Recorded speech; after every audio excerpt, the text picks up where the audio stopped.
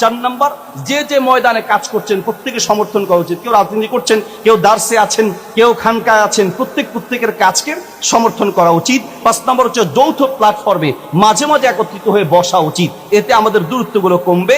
6 নম্বর হচ্ছে দুঃসময়ে দেশের স্বার্থে, ইসলামের স্বার্থে আমাদের ঐক্যবদ্ধ হওয়া উচিত। 7 নম্বর হচ্ছে ফতোয়া বক্তব্য দেওয়ার ক্ষেত্রে দায়িত্বশীলতার আচরণ করা উচিত। আপনার এই বক্তব্য শুধু ইসলামপন্থীরা নয়, ইসলাম বিদ্বেষীরাও শুনবে। 8 নম্বর হচ্ছে নিজেদের দ্বন্দ্ব আমরা নিজেরা সমাধান করব। আবরার ভাইয়ের সাথে আমার কোনো বিষয়ে অমিল আছে, আমাদের ভাইয়ের সাথে ডক্টর আবুল কালাম বাশার সাহেবের সাথে আমার কোনো বিষয়ে দ্বন্দ্ব আছে, তো আমি ভাইয়ের সাথে যোগাযোগ করে এই দ্বন্দ্ব সমাধানের চেষ্টা করব। 9 নম্বর হচ্ছে সোশ্যাল মিডিয়াতে যারা ইসলাম প্রচার করছেন বা দেশের স্বার্থে কথা বলছেন, আমার দলের না হোক, আমার ঘরানার না হোক, তাকে সমর্থন করা উচিত। 10 নম্বর হচ্ছে এই ঐক্যের বন্ধন অটুট রাখার বিষয়ে আমাদের যারা অনুসারী আছে, ছাত্র আছে, তাদের মাঝে এটার চর্চা করানো উচিত। জাযাকুমুল্লাহ খায়ের। আসসালামু আলাইকুম ওয়া রাহমাতুল্লাহ।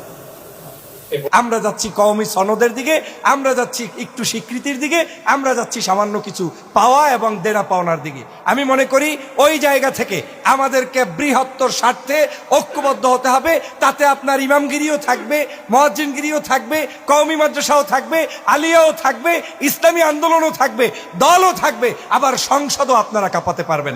অতএব আসুন আমরা সবাই মিলে একটা কাজ করি, যে যে দলেরই হন না কেন, আপনার একটাই ভিশন থাকুক, এইবার আর কোনো কিছু ইস্যু টিস্যু লাগবে না।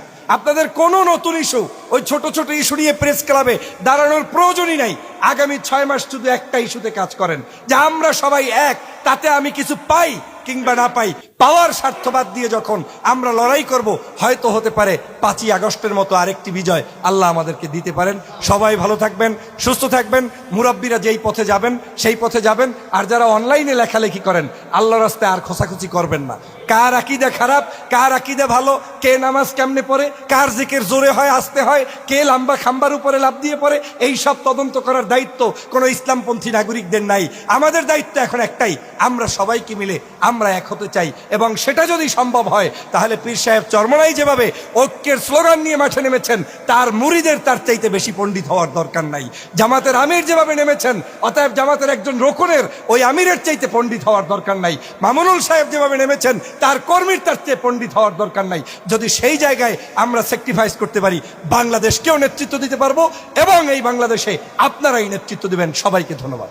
পরিষদের উদ্যোগে আয়োজিত আসন্ন জাতীয় সংসদ নির্বাচনে ইসলামপন্থীদের ভাবনা,